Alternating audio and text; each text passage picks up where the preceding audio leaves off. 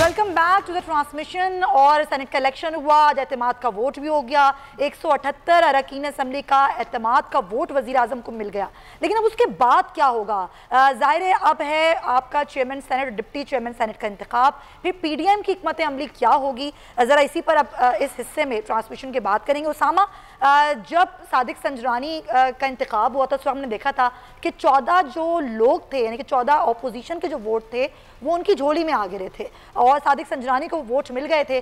तो क्या लोग ये बात कर रहे हैं कि अब इससे भी ज़्यादा मुश्किल टास्क अपोजिशन के लिए ये होगा कि वो अपना चेयरमैन सेनेट लाएं? तो ये ज़रा बताइएगा कि सादिक संजरानी का जो इंतखाब हुकूमत ने किया है, आपकी नज़र में बिल्कुल सही इंतखाब है? अभी इसके अलावा कोई और चॉइस हुकूमत के पास नहीं बनती थी पिछली सूरत हाल देखते हुए माजी की? मेरा ख्याल है और कोई चॉइस नहीं थी इमरान खान साहब के पास, इसलिए कि सादिक संजरानी साहब पहले भी एक दफ़ा ये मार्का सर कर चुके हैं कि 64 थे अपोजिशन के पास लोग, और फिर भी जब खड़े हुए 64 के 64 ने इनके खिलाफ तहरीक में अदम इत्मीनाद लाने के लिए कहा, और फिर बाद में जब पोलिंग बूथ में गए तो सिर्फ 50 लोग आ गए थे, 14 इधर उधर हो गए थे। तो एक तो वो पिछली हिस्ट्री सामने है। दूसरी बात यह कि इमरान खान साहब ने खुद देखा जिस तरह से जो सेनेट में हुआ है खुफिया वोटिंग में, तो वो मेरा ख्याल है उस मामले में आना नहीं चाहते। और ये सादिक संजरानी साहब जो कि उनकी पार्टी दूसरी बड़ी इत्तेहादी जमात है सेनेट में अगर देखा जाए, तो इस लिहाज से उनको इन्होंने टास्क दे दिया है और वो लोगों से पहले भी मिलते रहे हैं, वो अप्रोचेबल भी हैं। हफीज़ शेख की निस्बत जो हफीज़ शेख पर इल्ज़ामात लगते रहे सियासतदान नहीं है, ये नहीं है वो। फिर बलूचिस्तान का एक फैक्टर बहुत अहम है क्योंकि सबके वोट बराबर हैं, तो बलूचिस्तान से वो हैं, यूसुफ रज़ा गिलानी पंजाब से हैं, ये चीज़ें भी बहुत इम्पैक्ट डालती हैं। और मेरे ख्याल से कि सबसे ज़्यादा स्ट्रॉन्ग उम्मीदवार जो हुकूमत के पास थे वो सादिक संजरानी थे, इसके अलावा उनके पास और कोई चॉइस इससे बेहतर नहीं थी। अगरचे बात होती है कि जी अपना कोई शख्स सामने ले आते तो इनकी पोजीशन फिर कमज़ोर होती। अब देखना यह है कि जो गेम यूसुफ रज़ा गिलानी ने खेली है या PDM ने खेली है सेनेट के इलेक्शन के लिए कौमी असम्बली में, अगर तो वही गेम हुकूमत खेलने के लिए तैयार है, जो कि मुझे लगता है कि इमरान खान साहब अब इसमें सब कुछ सादिक संजरानी पर छोड़ देंगे, जो भी जोड़ तोड़ है जैसे भी है, क्योंकि अब ये फैसला हो चुका है कि टफ टाइम देना है कि अच्छा इसी टर्फ पे अगर खेलना है खुफिया वोटिंग वाले पर, तो फिर अब 12 को भी खुफिया वोटिंग पर ही होगा। तो अब देखते हैं, क्योंकि इस दफ़ा बचाओ जो गेम इमरान खान के साथ हुई है, अब इस दफ़ा वो गेम का खतरा PDM को है, तो वहां पर अब उन्होंने बचाव अपना करना है, अटैक इस तरफ से होना है। तो मुझे बहुत ज़्यादा सरप्राइज नहीं होगा अगर यूसुफ रज़ा गिलानी वाला मामला हो गया और सादिक संजरानी साहब फिर दोबारा चेयरमैन सेनेट बन गए, क्योंकि चीज़ें मैनेज हो सकती हैं। जमील फारूकी साहब, तो अटैक की पोजीशन है इस वक्त हुकूमती इत्तेहादियों की वाकई, क्योंकि जिस तरह से यूनाइट होकर पूरी PDM और वही PDM की तमाम मेंबरान जो हैं वो इस वक्त सेनेट के अंदर सेनेटर मुंतखब हो गए नए या फिर पुराने जो लोग हैं, तो इस वक्त ऐसी पोजीशन जमील फारूकी साहब आपको लग रही है? देखें, इस वक्त जो सिचुएशन डेवलप हुई है आज के इस वोट ऑफ कॉन्फिडेंस के बाद, खान साहब ने डैमेज कंट्रोल तो किया है, और डैमेज कंट्रोल के बाद अब खान साहब एक मजबूत हुकूमत चला रहे हैं या कमज़ोर हुकूमत चला रहे हैं, ये बहुत बड़ा क्वेश्चन मार्क होगा। और उससे बड़ा क्वेश्चन मार्क ये कि जिन 16 या 17 अरकान कौमी असम्बली के बिकने के हवाले से खान साहब कहते हैं, खान साहब तो गवर्नमेंट में थे, खान साहब के पास पैसा है, खान साहब के पास तमाम फंड्स हैं, खान साहब के पास तमाम मिनिस्ट्रीज हैं।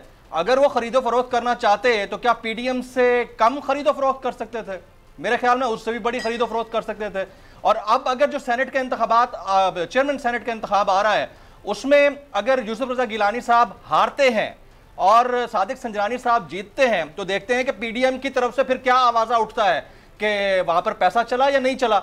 और अगर दूसरी तरफ से पैसा नहीं चलता तो फिर इस सिचुएशन के अंदर जोड़ तोड़ का जो मामला है वो किस तरह मैनेज होगा? तो politics is all about management. ये तो डर्ट है, इस डर्ट के अंदर मैनेज कौन करेगा, कैसे करेगा, किस तरह से करेगा, ये बहुत बड़ा सवालिया निशान होगा। और मेरी नजर में इस वेकअप कॉल के बाद गवर्नमेंट ने घर गो के एक डैमेज कंट्रोल तो किया है, लेकिन गवर्नमेंट अभी भी कमजोर फुटिंग्स के ऊपर है।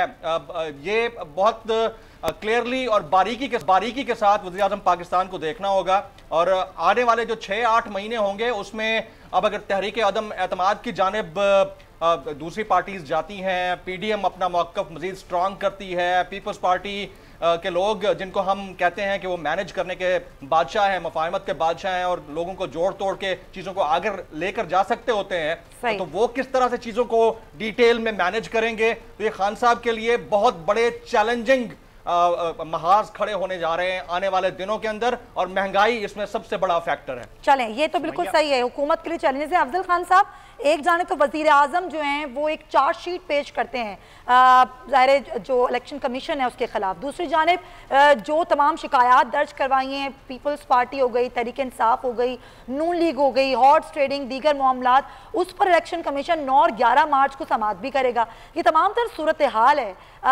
ये शायद पहली बार ही हुआ है कि कोई हुकूमत जो है उसने कोई चार्जशीट एक इदारे के ऊपर इस तरह से पेश की है। हालात आपके ख्याल में किस तरफ जाएंगे? खुद इलेक्शन कमीशन इन तमाम तर चीज़ों को किस तरह आगे जाके टेकअप करेगा? सुमैया, मैं एक चीज़ की ज़रा वजाहत कर दूँ आम आदमी के समझ के लिए कि जब पाकिस्तान में जब बड़े बड़े ओहदे जो कॉन्स्टिट्यूशनल पोजीशंस हैं कि जैसे प्रेसिडेंट है, प्राइम मिनिस्टर है, speaker of the national assembly और चेयरमैन सेनेट, इसकी तकसीम ऐसे होती है कि एक सूबे के पास 2 बड़ी पोजीशनें ना जाएं। अब ये है कि ये जो Sadiq Sanjrani is the best candidate being representative of Balochistan, तो बलूचिस्तान और ये बलूचिस्तान को और भी कोई पोजीशन नहीं, जैसे प्रेसिडेंट आपको पता है सिंध से है, प्राइम मिनिस्टर पंजाब से है और स्पीकर नेशनल असेंबली वो KPK से है। तो ये उसमें अब अगर इसके मुकाबले में पंजाब का कोई भी बंदा आता है या किसी और सूबे का आता है, तो ये आपको मैं बताता हूं कि ये ज्यादा मेजॉरिटी से सादिक संजरानी विन करेगा। अच्छा। इसलिए कि अपने सूबे के तमाम वोटों के साथ साथ वो जो जिस पोजीशन में रहा है उसके और भी ताल्लुकात हैं। और दूसरा ये कि you can not deprive already वो जो एक सूबा है जो गिला करता है कि मुझे डिप्रीविएशन का, कि आप उसको इस पोजीशन से कोई पंजाब का नुमाइंदा खा पैसे इस्तेमाल करें खा इन्फ्लुएंस इस्तेमाल करें, nobody he is the best candidate. एक बात। दूसरी बात, आपने वो चार्जशीट की बात की। बात यह है कि देखें हर इदारे का एक मैंडेट होता है, वो मैंडेट बड़ा क्लियरली लिखा है। आज डॉक्टर फहमीदा मिर्ज़ा को अल्लाह ताला जज़ाए खैर दे, उसने बड़ा वजाहत से नेशनल असेंबली में अपनी पहली तकरीर के दौरान उसको बयान किया कि जी आपके ये फ़राइज़ हैं इलेक्शन कमीशन के। बात यह है कि देखो आप मुझे किसी कुर्सी पे बिठा देते हैं तो मैं होली काऊ नहीं बन जाता, ये बड़ी रिस्पॉन्सिबिलिटी है। अगर वो रिस्पॉन्सिबिलिटी मैं लेता हूँ तो मैं जवाबदेह भी हूँ।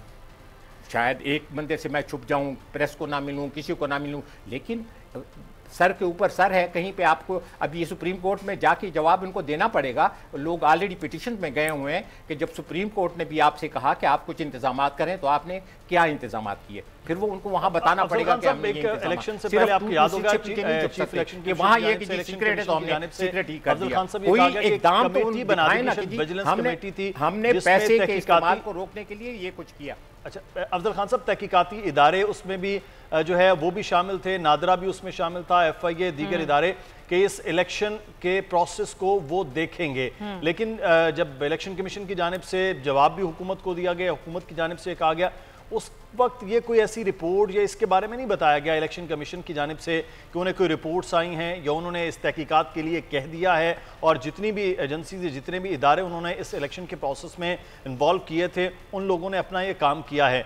तो ये गुज़श्ता 3 दिन से इलेक्शन हो गए, 2 दिन पहले वीडियोज़ आ गई, इस 5 दिनों में कोई ऐसी चीज़ सामने नहीं आई है कि इलेक्शन कमीशन ने अहकामात दिए हों उन तमाम की तमाम इदारों को। यही मुदस्सर इकबाल, आपने बहुत सही इसको एक्सप्लेन किया है, सिंप्लीफाई किया है। बात यह है कि देखो आपके फ़राइज़ हैं, आप एम्पायर हैं। अब एक बंदा फाउल कर रहा है, आप उसको देख ही नहीं रहे हैं, आप विसल ही नहीं बजा रहे, ना आप उसको कार्ड दिखा रहे हैं। भाई आप एज एम्पायर आपकी क्या ड्यूटी है? आपने आंखें बंद करना ये नहीं हो सकता। देखो आपने जवाब दिए हैं, आप और इज्जत कैसे अर्न करते हैं? अगर लोग कहें कि जी ये 2 टीमें हैं, एक टीम आपकी फेवरेट है, जब आप ऐसी पोजीशन पे बैठते हैं तो आपने साबित करना होता है और अपने कंडक्ट से कि मेरे दोनों फेवरेट है या दोनों में से कोई भी फेवरेट नहीं है।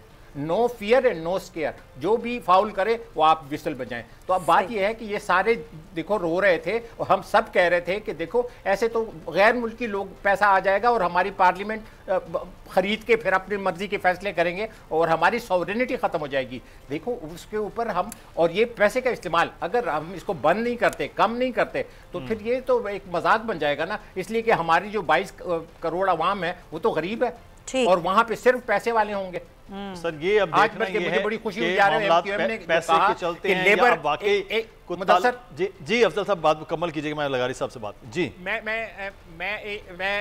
MQM की एक बात मुझे बड़ी पसंद आई कि देखें किसान की रिप्रेजेंटेशन वहाँ किसान करे। मुझे ये बताएं लेबर की रिप्रेजेंटेशन वहाँ वो ये जमहूरियत होती है ना।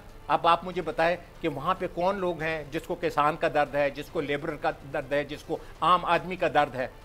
हाँ, वज़ीर आज़म को दर्द है, उसे भी हम ये कहते हैं कि अगर और आप कुछ नहीं कर सकते तो जो गरीब तरीन लोग हैं उनको टैक्स फ्री मुफ्त ना दे बेशक, लेकिन उसको अगर साबुन मिले तो उसके ऊपर भी कोई टैक्स ना हो, उसको माचिस मिले, उसको आटा घी मिले, at least give them tax free. मैं बाहर मुल्कों में रहा हूं, टैक्स तो चलो दे दें, टैक्स तो दे दें, लेकिन सर जो कीमतें आउट ऑफ कंट्रोल है। आम आदमी तो सर आटा खरीदता है, चीनी खरीदता है, सब्जी खरीदता है और उसने एक घी खरीदना है। मैं यही कहता हूँ सर वो पौने 200 की पौने 300 ऑयल पहुंच जाए, 56 की चीनी 110 पे पहुंच जाए, वजीर आजम साहब नोटिस लें तो कौम को डर लगना लग जाए तो कि ये नोटिस ले लिया तो अब खतरा हमारे लिए बढ़ गया। लगारी साहब बहरहाल ये एक मामला जो अफजल खान साहब ने एक ख्वाहिश तो होती है और ये फेडरेशन को लेकर चलने का अमल है कि चलें तमाम सूबों को जो एक बड़े ओहदे हैं वो बांट दिए जाएं, लेकिन उसके बावजूद माजी में भी ऐसा रहा है कि 2-3 जो बड़े ओहदे होते हैं स्पीकर के लिए, चेयरमैन सेनेट, सदर और वजीर आजम, वो एक सूबे में भी 2-2 चले जाते हैं।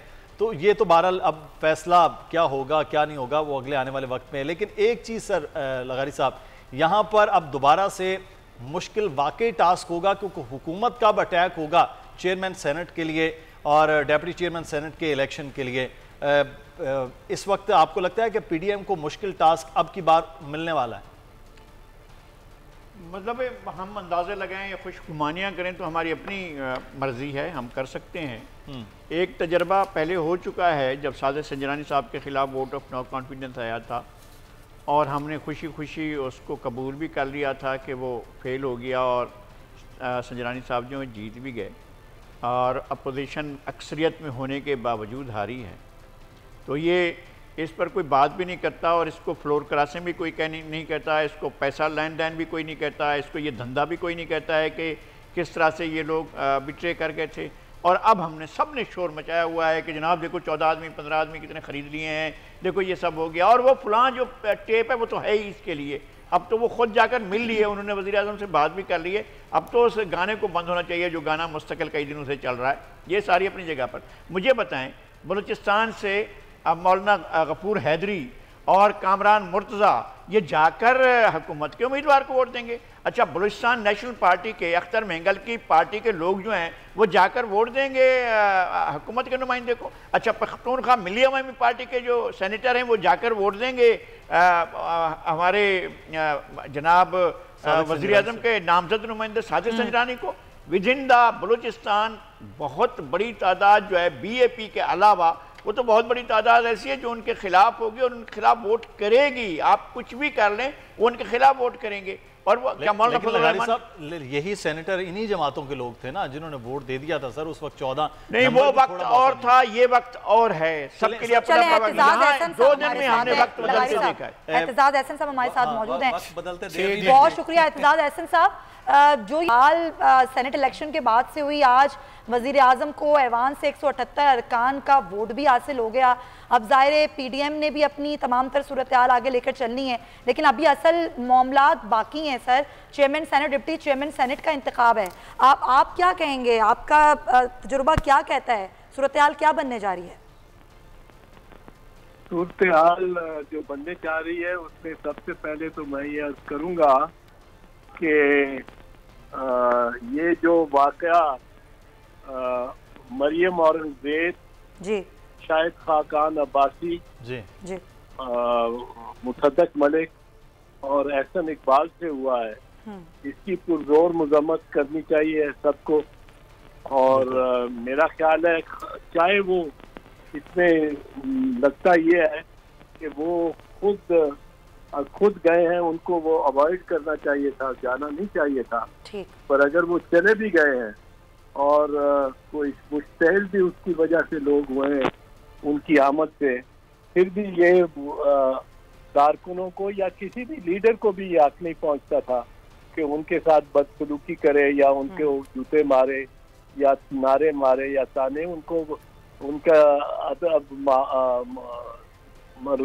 मलहूज रखते हुए उनको चाहिए था कि वर्कर को, और एक साहब ने बचाने की कोशिश भी की, जो मैं सोशल मीडिया पे वीडियो देख रहा हूँ, वो कोशिश कर रहे थे कि मरियम औरंगजेब बीबी को कन्विंस कर लें, माइल कर लें कि वो पीछे हट जाए या चली जाए, पर वो भी नहीं मान रही थी।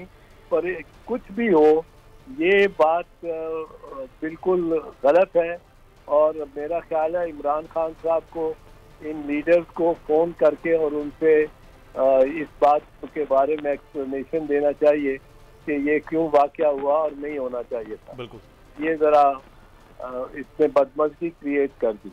ठीक है।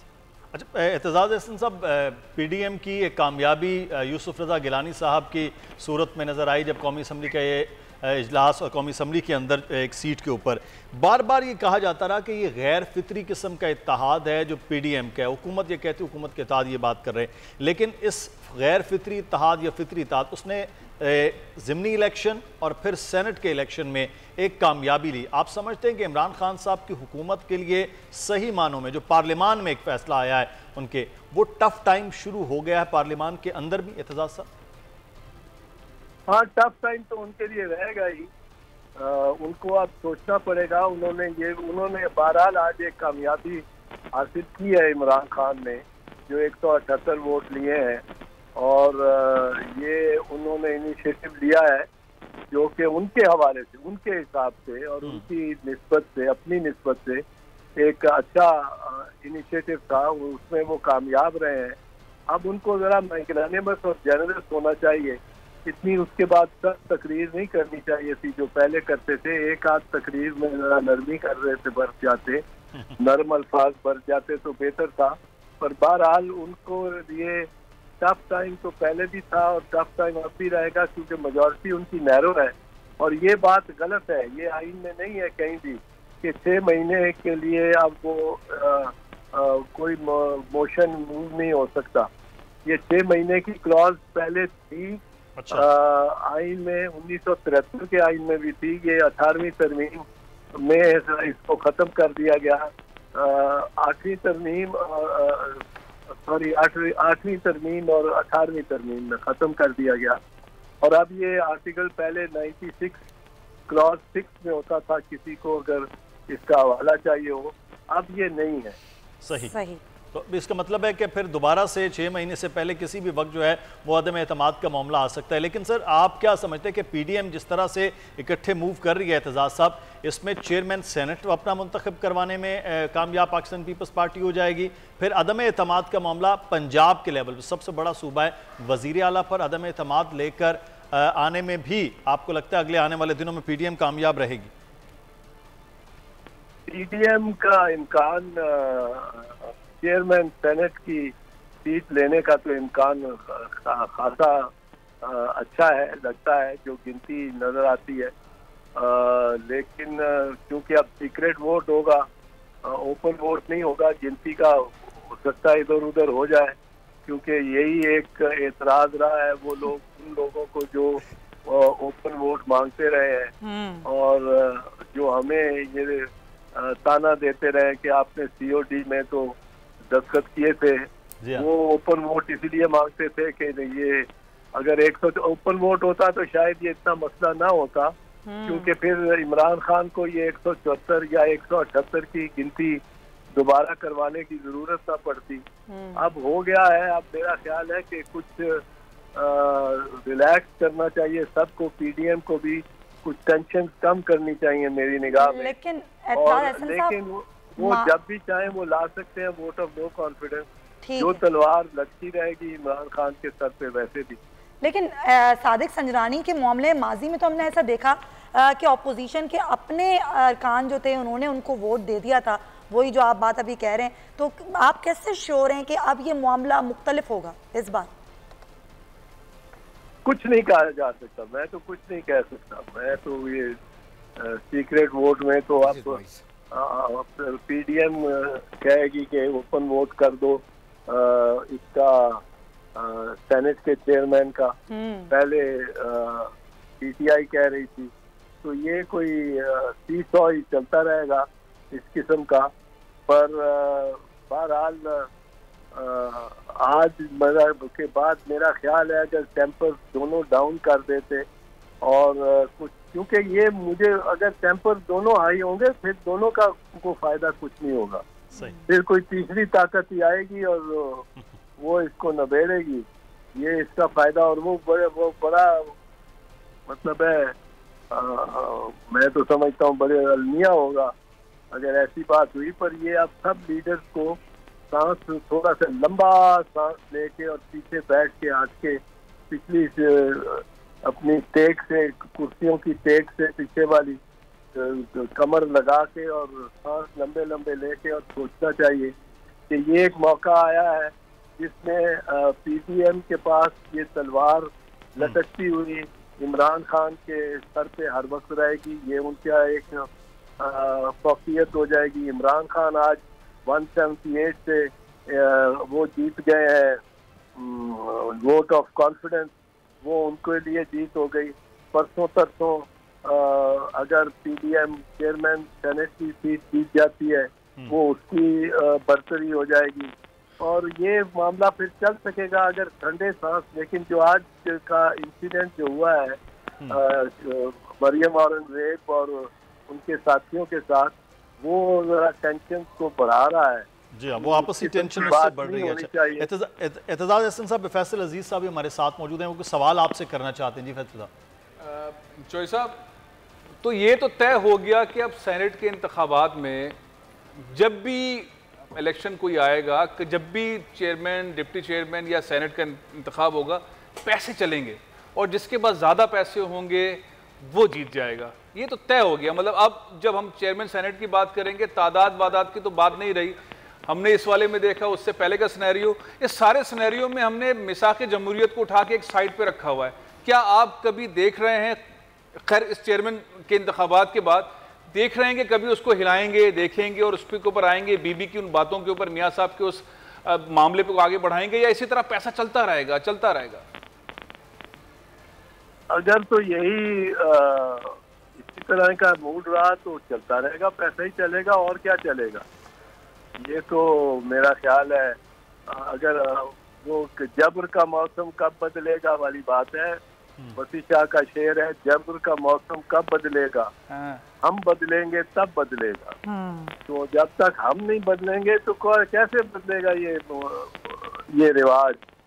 ये तो हमें फैसला करना है ना कि भाई ये हमने ना देने हैं पैसे, ना देने हैं पैसे, इस रिवाज को छोड़ना है। और अगर इसके लिए ओपन वोट की जरूरत है तो ओपन वोट करें, अगर इसको उसलिए सीक्रेट वोट की ज्यादा जरूरत है, महफूज है वोट उसमें ज्यादा, तो वो करें। पर एक फैसला कर लें, ये ना करें कि अपने फायदे के लिए जब ओपन हो तो कहें ओपन हो और जब अपने फायदे के लिए सीक्रेट हो तो कहें सीक्रेट हो। ये रविश जरा हमें, अब सारे बड़े बड़े कायदीन हैं, एक 22 करोड़ के मुल्क को चलाने का उनका हक है, अलिफ नहीं तो बे, बे नहीं तो जीन, इनका हक है। तो अब इसमें जरा बस हम बदलेंगे तब बदलेगा वाली बात है, अगर हम ही नहीं बदलेंगे तो फिर नहीं बदलेगा। ठीक है। अच्छा एतजाज एहसन साहब, एक कुछ खबर ये भी सामने आई थी कि अटॉर्नी जनरल, साबिक अटॉर्नी जनरल मंसूर साहब ने ये कहा कि ऐसी कोई बात हो रही है कि चीफ इलेक्शन कमिश्नर के पर सदारती रेफरेंस हुकूमत ले आए। हुकूमत तो फिलहाल अभी इस बात से इनकार कर रही है। आपके ख्याल में ऐसा कुछ कर सकती है हुकूमत? हुकूमत रेफरेंस तो उसके खिलाफ आर्टिकल 209 के तहत ही उसको चीफ इलेक्शन कमिश्नर को हटाया जा सकता है। इसलिए रेफरेंस गवर्नमेंट की तरफ से होगी, अगर कोई होगी करने को कर सकती है, पर क्या उसको करना चाहिए कि नहीं करना चाहिए, ये दोनों बातें हैं। ये इसमें शक नहीं है कि चीफ इलेक्शन कमिश्नर ने वजीर आजम को तो बड़ा तुंद और तेज खत लिख दिया है कि आपने यूँ कहा है, पर जो बातें वो आप चलाते रहते हैं। मरियम बीबी ने की नहीं है, मरियम नवाज बीबी ने, तो वो इतनी इनसे बहुत ज्यादा सख्त थी, उधर उनकी नजर नहीं गई। तो उनको चाहिए ही नहीं था कि सियासतदानों के बयान में पे वो इस किस्म का रद्द अमल देते, वो जरूरत ही नहीं थी और चाहिए ही नहीं था। एक सिविल सर्वेंट का, एक तनख्वाहदार परमानेंट इंडेंचर्ड सिविल सर्वेंट का क्या काम है कि वो इन बहसों में पड़े, चाहे उनको ऊपर इल्जाम लगाने के लिए तो पीडीएम भी वहाँ उसके दरवाजे के बाहर जलसा किया उन्होंने और उसको बहुत कुछ कहा और लेकिन ये जवाब इसका जो दिया है इससे गवर्नमेंट अंगेज तो होगी, पर गवर्नमेंट को भी चाहिए ठंडा सांस ले, लंबा सांस ले और लंबा सांस ले के और अपनी कुर्सी की पुष्ट के साथ अपनी कमर लगा के रिलैक्स करके और फैसले करने शुरू करें और मशावरत के साथ करें। सर मैं छोटा सा एक एतजाज हसन साहब आपसे 2006 में सीओडी का आप उस वक्त से लेके फिर हुकूमत और अपोजिशन तक का हिस्सा थे सर। 2008 से 2018 पाकिस्तान पीपल्स पार्टी और मुस्लिम नून के 10 साल थे सर। ये ओपन बैलेटिंग का मामला जब सीओडी में तय हुआ उसके बाद कहाँ कैसे रुकावट आई या कहीं पसे मंजर में ये चला गया कि कभी कोशिश ही नहीं की गई कि इसको ओपन बैलेट या खुफिया बैलेट का फैसला कर लिया जाए इस मामले में?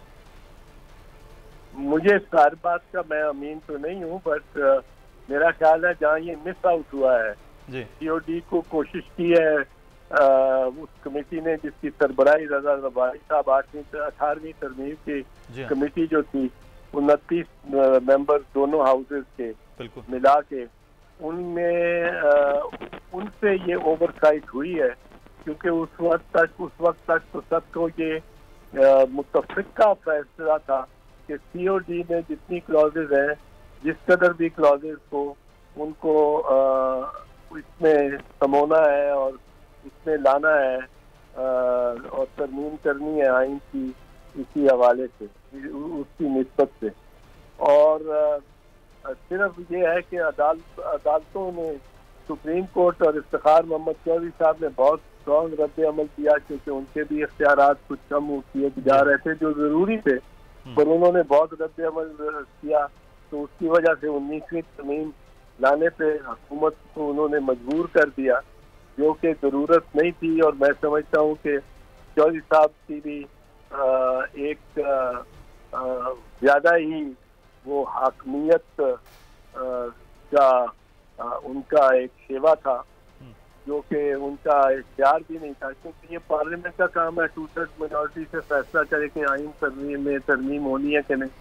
पर उन्होंने 19वीं तरमीम जो कि इफ्तिखार मोहम्मद चौधरी साहब की तरमीम समझी जाएगी और जाती है वो करवाई और वरना बाकी सब मामलात में जहाँ तक हो सका सीओडी को की जो सिफारिशें थी और जो उनको 18वीं तरमीम में रिफ्लेक्ट किया जाता है ये किसी तरह रह गया। आपको 29 नंबर भी बता सकते हैं कि दानिस्ता तौर पे छोड़ा गया मामला और था। एतजाज हसन साहब, नज़ीर लगारी साहब भी हमारे साथ मौजूद है। लगारी साहब आपसे कुछ सवाल करना चाह रहे हैं। जी लगारी साहब। जी जनाब एतजाज हसन साहब, एक मेरा सवाल ये था कि सीओडी में जो है वो एक नुक्ता ये भी था कि जो पीसीओ जजेस हैं उनसे हल्फ नहीं लिया जाएगा या उनको दोबारा इंगेज नहीं किया जाएगा और जुडिशरी में नहीं लाया जाएगा, लेकिन उसके बावजूद उनको लाया गया और आप उस तहरीक के एक मरकज़ी लीडर के तौर पर आए और मेरे ख्याल में आप ही की कोशिशों से वो बहाल भी हुए। तो ये भी मेरे ख्याल में सीओडी की खिलाफ वर्जी थी। सीओडी ने जो बात की थी 2006 में वो पीसीओ जजेस थे जो कि उससे पहले के पीसीओ जजेस थे और ज्यादातर रिटायर हो चुके थे। जो पीसीओ प्रोविंशियल कॉन्स्टिट्यूशन ऑर्डर 1999 में ये लेके आए थे जनरल मुशर्रफ या उससे पहले जो ज़ियाउल हक ने पीसीओ बना लगाया था उसके अगर कोई सर्वाइविंग जजेस थे तो उनसे मुतालिक था क्योंकि सीओडी पहले हुआ है 14 दिसंबर 2006 को उसको दस्तखत हुए और दीगर जो नए मुशर्रफ के पीसीओ के जो जजेस थे जिनके खिलाफ हमारी तहरीक भी हमने चलाई और वो बाहर भी रह गए और उनको रिमूव किया गया जब 31 जुलाई 2009 का फैसला सुप्रीम कोर्ट ने दिया जजेस के मैटर पे और उस मूवमेंट से क्या निकला, क्या वो बाद के पीसीओ थे, वो उनका अंदाजा इसमें नहीं था जो सीओडी था, लेकिन उन पीसीओ के जजेस से अच्छा बड़ा फरागत 31 जुलाई 2009 के सुप्रीम कोर्ट के फैसले ने कर दिया था और इफ्तिखार मोहम्मद चौधरी साहब ने उनने सभी को फारिग कर दिया। नहीं, इफ्तिखार चौधरी साहब तो खुद पीसीओ जज थे ना, उन्होंने भी तो पीसीओ के तहत हल्फ उठाया था और बहुत सी अदलिया है कि जज साहबान तो पीसीओ के तहत ही हल्फ उठा कर आए थे आइन के तहत। अब आप बता सकते हैं कि कौन से जजेस जो हैं वो आइन के तहत जिन्होंने हल्फ उठाया है? वो तो रिसेंट हैं जो बाद के दौर में बने, उस वक्त तक तो पीसीओ जजेस ही थे। हाँ, वो पीसीओ जज इस वाले से थे कि मुशर्रफ, वो मैं क्या वो मुशर्रफ थे जिनसे हलफ लिया था जब जफर अली शाह के केस के तहत मुकदमा जो फैसला किया था, जो जफर अली शाह के मुकदमे में, जफर अली शाह साहब एक सीनियर एडवोकेट है इस्लामाबाद रावलपिंडी के, उन्होंने मुशर्रफ के मार्शल लॉ को चैलेंज किया था, तो सुप्रीम कोर्ट ने फैसला जो दिया था उसमें उन्होंने जाहिर है पीसीओ को प्रोविजनल कॉन्स्टिट्यूशन ऑर्डर को यानी अबूरी आइन को जवाब दिया था, आइनी जवाब बख्शा था सुप्रीम कोर्ट ने, और यहाँ तक कि मुशर्रफ को आइन में तरमीम करने का इख्तियार भी दे दिया था, जो इख्तियार खुद सुप्रीम कोर्ट को नहीं है। अगर एक शख्स के पास कोई चीज़ हो ही ना, मेरी जेब में 10 रुपए ना हो, तो मैं आपको या 10 ही रुपए या 2 रुपए भी किस तरह दे सकता हूँ? जो मेरे पास ही नहीं है वो मैं आगे किस तरह दे सकता हूँ? सुप्रीम कोर्ट ने आइन में तरमीम का हक दे दिया था। जी, वो इरशाद हसन खान की कोर्ट ने, जिसमें इफ्तिखार चौधरी भी शामिल थे। जी, ये भी थे, और इससे पहले इनकी नज़ीर ये थी कि जब बेगम नुसरत भुट्टो के केस में ज़ियाउल हक को सुप्रीम कोर्ट ने जवाब बख्शा था और मोहर लगाई थी उसके इक़्तिदार और उसकी बगावत पे और मोहल्लाती साजिश पे, तो उस वक्त चीफ जस्टिस अनवारुल हक थे जिन्होंने उसको भी आइन में तरमीम करने का इख्तियार दिया। जी, वो तो इसलिए दिया था कि जनरल आरिफ ने अपनी किताब में लिखा है ना कि उन्होंने पूछा था शरीफुद्दीन पीरज़ादा ने कि आपने आइन में तरमीम का हक दिया है, तो वो खाना छोड़कर चले गए थे। अनवारुल हक, जस्टिस अनवारुल हक खाना छोड़कर चले गए थे और उन्होंने जाकर फैसले में तरमीम की थी और दोबारा अगले रोज पेश किया था।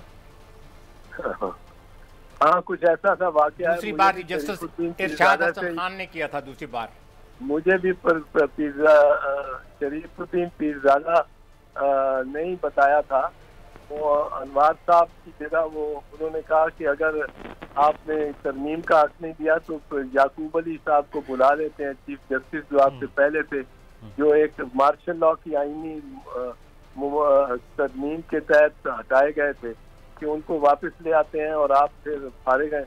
तो फिर उन्होंने जाके ये कहते हैं कि चेंज किया और including the power to amended के अल्फाज इजाफी तौर पे लिखे।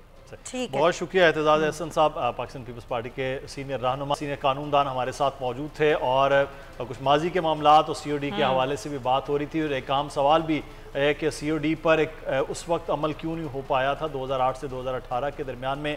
तो उन्होंने आज बड़ा वो क्लियरली कि उस वक्त 29 मेंबर्स की जो 18वीं तरमीम के लिए कमेटी थी, आइनी तरमीम की जा रही थी, मुख्तलिफ जो रज़ा रब्बानी साहब हेड कर रहे थे, तमाम सियासी जमातों के जो रहनुमा उसमें मौजूद थे और पाकिस्तान की आइनी तारीख में उसको बहुत बड़ा एक, और उन्होंने ये भी कहा कि उनसे पूछा जाए कि क्यों ये मामला, लेकिन अब ये देख रहे हैं कि अब ये हो पाती, क्योंकि दोबारा से ये बात की गई कि पार्लियामान का इस्तेहकाक है, पार्लियामान करेगा, ना कि किसी सदारती ऑर्डिनेंस के जरिए इन चीजों को लाया जाए। फैसल साहब, जाहिर ये सवाल तो उठ रहा है ना बार बार कि यही वो सियासतदान है जो ये बार बार कहते हैं हॉर्स ट्रेडिंग होती है, पैसा चलता है, खरीदो फरोख्त होती है, यही वो सियासतदान है जो ये चाहते नहीं है कि शो ऑफ हैंड के ज़रिए या ओपन बैलेटिंग के ज़रिए मामलात को रखा जाए। वो उसी बात पर रहते हैं किसी कैसी हो।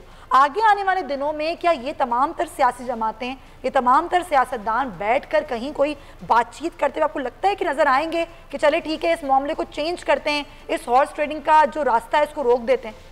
नहीं, यही सवाल मैंने एतजाज साहब से किया था। यही सबसे बड़ा सवाल है कि अब रेट्स क्या होंगे, बंद तो होने का सीन ही नहीं, एतजाज साहब ने भी कहा कि बंद नहीं हो सकता। अब तो मामला ये है कि सादिक संजरानी साहब जब वो बने थे तो वो बहुत जूनियर थे, उनको चीज़ें उस तरह से अंदाज़ा नहीं थी। अब वो कायम मकाम सदर भी रहे हैं, उनके अपने ताल्लुकात हैं, उन्होंने बहुत सारे लोकल और इंटरनेशनल लेवल के ऊपर इवेंट्स किए हैं, लोगों को बुलवाया, उनकी बहुत स्ट्रॉन्ग पीआर है। उनका मुकाबला अपने बॉस से होने जा रहा है। जब यूसुफ गिलानी साहब वज़ीर आज़म थे तो संजरानी साहब वज़ीर आज़म हाउस में कंप्लेंट सेल के इंचार्ज थे और पाकिस्तान पीपल्स पार्टी से उनका ताल्लुक रहा है। अब वो अपने बॉस से लड़ने जा रहे हैं और उनके साथ इमरान खान हैं जो इस वक्त जख्मी हैं, जिनको शिकस्त हुई है। वो आज उनकी तकरीर, जैसे एतजाज साहब भी कह रहे थे कि उनको जरा हल्का हाथ रखना चाहिए था, ठंडी सांस लेनी चाहिए थी, वो ठंडी सांस के मूड में नहीं है, वो शिकस्त अगली लेने के मूड में नहीं है। साजिद संजरानी साहब अपना पूरा जोर लगाएंगे, उनके सारे दोस्त अहबाब जोर लगाएंगे, इमरान खान साहब जोर लगाएंगे, इमरान खान साहब के दोस्त जोर लगाएंगे। अगर हुकूमत ने चेयरमैन सेनेट की सीट हार दी, यानी कि मुझे नहीं लगता कि ऐसा होगा, लेकिन जाहिर है कि भी होना है सब कुछ, तो इंतखाबात होने, अगर वो हार जाते हैं तो फिर एक और सिनेरियो होगा और वो सिनेरियो इमरान खान साहब के लिए कंटिन्यू करना, 5 साल पूरे करना बहुत मुश्किल कर देगा। तो इसलिए वो इस वक्त भरपूर जोर लगाएंगे। वो जो पैसों की बात इमरान खान और उनकी टीम पहले करती थी ना, शायद वो अब भी करेगी कि भाई ऐसे पैसे चले थे, इन्होंने पैसे दिए थे, अब तो गेम ही इन्होंने इस तरह से चलाना है। और संजरानी साहब इसके अंदर और उनके दोस्त साहब इसके अंदर भरपूर टारगेट बनाएंगे और ये वीक इसी चीज में लगेगा कि अब पैसे तो हैं, उसके साथ और क्या है।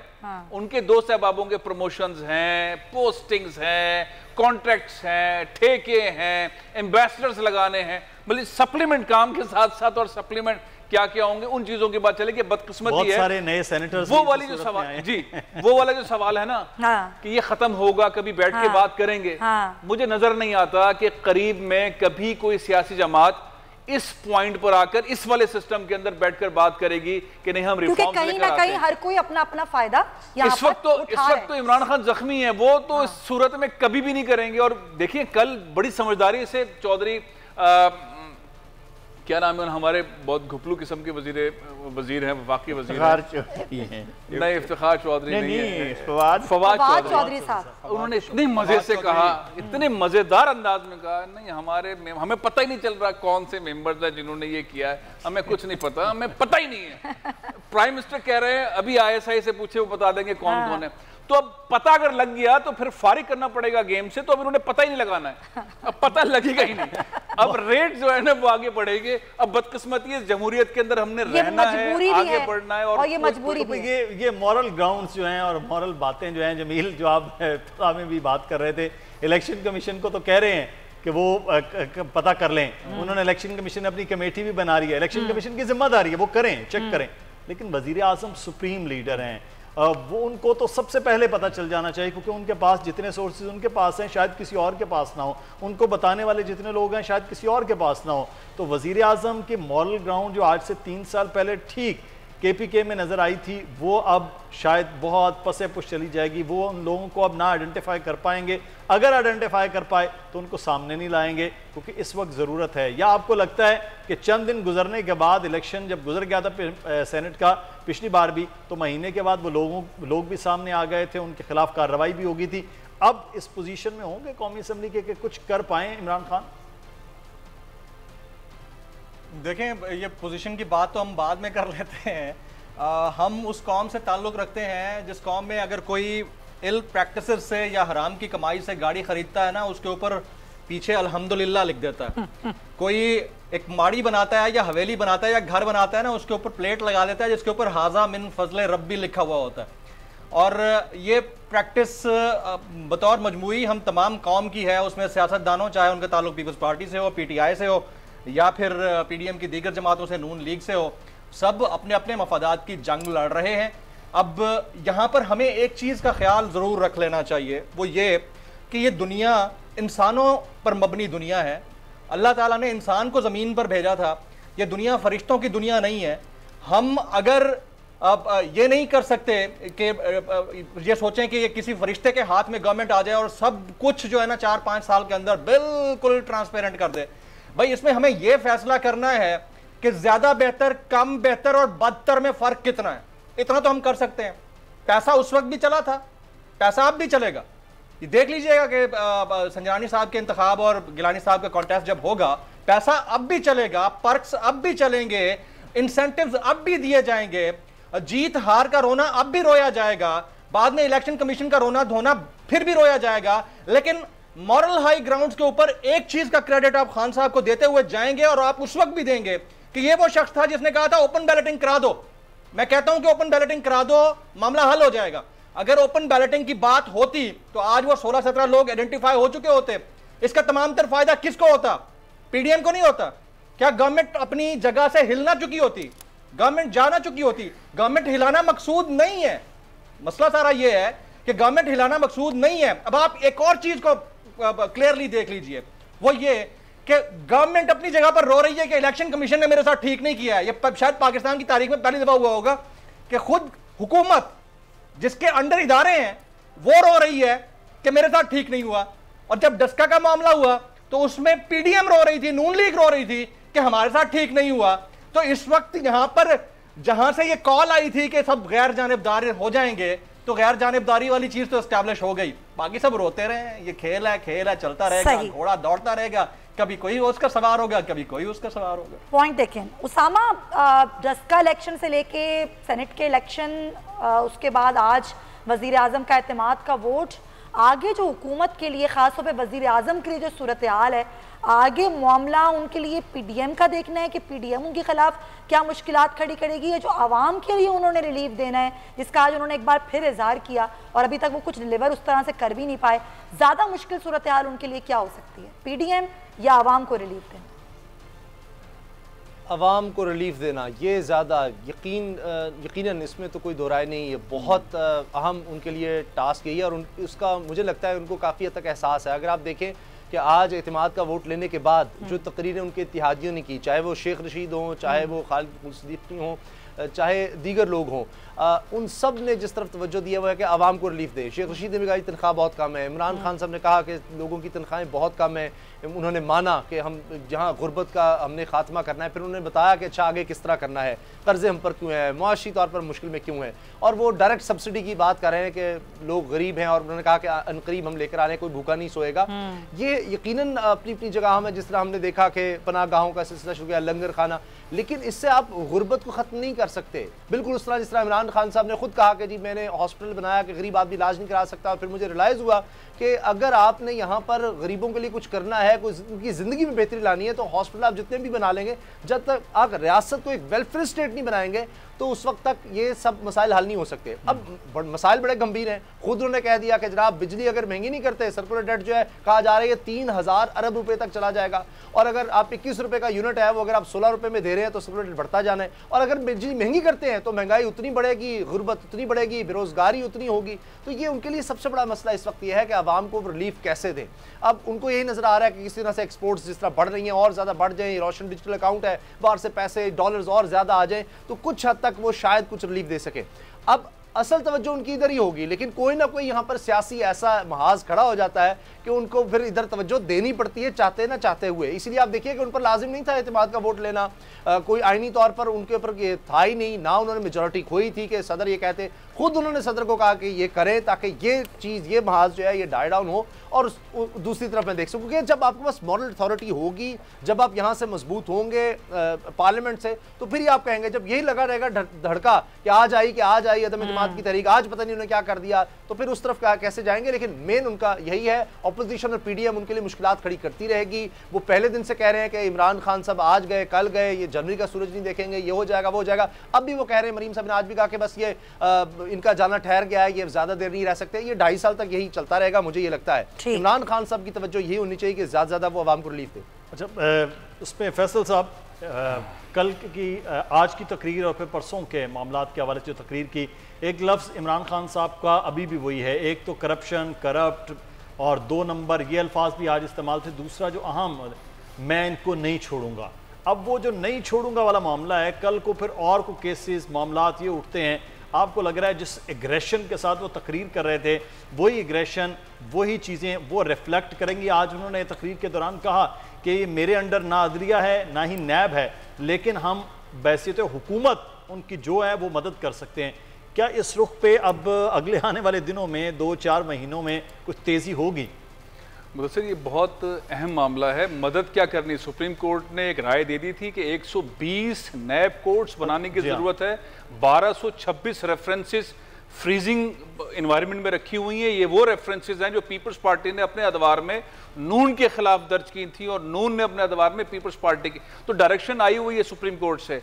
हुकूमत ने कहा हम 30 अदालतें पहले फेज के अंदर बनाएंगे। मैं नहीं छोड़ूंगा, मैं नहीं छोड़ूंगा, मैं नहीं छोड़ूंगा। कौम थक गई है जुमले को। तो भाई आप ना करें ये बातें कि नैब आपके अंडर नहीं है, आपके अंडर ये नहीं है, वो नहीं है। आपके अंडर जो है, आपको फरूक नसीम साहब के जुमले याद होंगे, उन्होंने कहा था कि हमने समरी बना के वजीर आजम हाउस भेज दी है, अप्रूव होने के बाद फाइनेंस डिपार्टमेंट चली गई है, वहां से फंड डिक्लेयर हो जाएगा, हम 30 अदालतें बनाएंगे।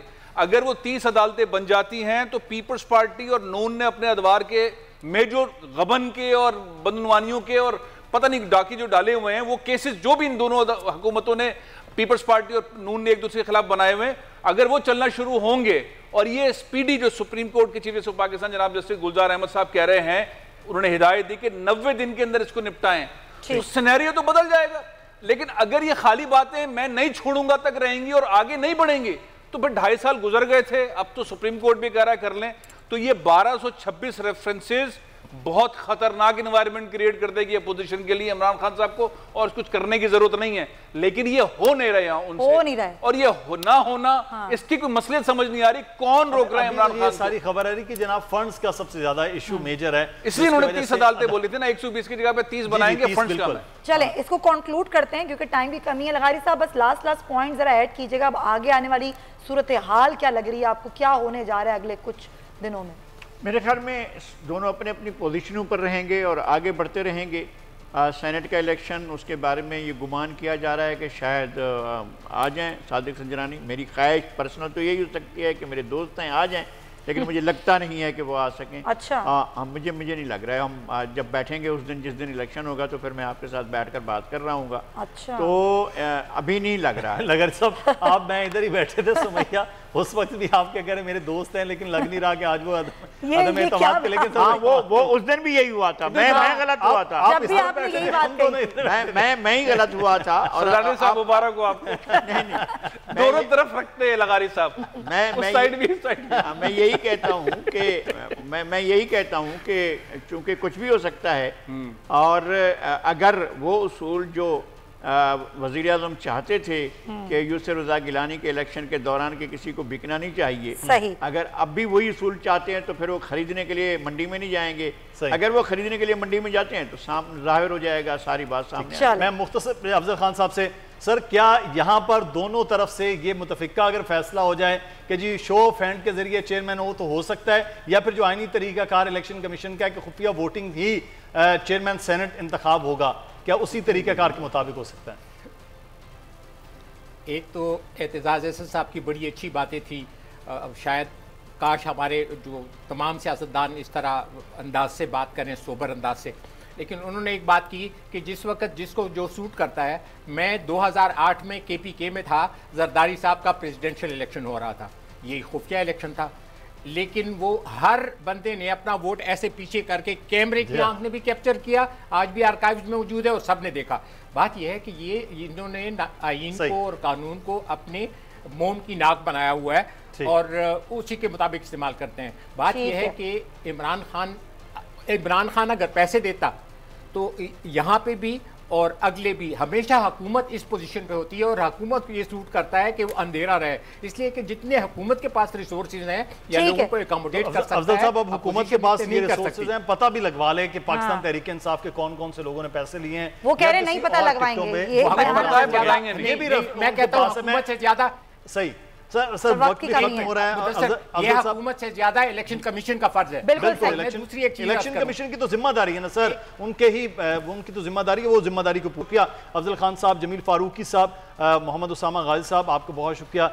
फैसल अजीज साहब, नज़ीर लगारी साहब का भी शुक्रिया अदा करते हैं और आज की इस ट्रांसमिशन से मुदस्सर और सुमैया को इजाजत दीजिए। अल्लाह हाफ़िज़।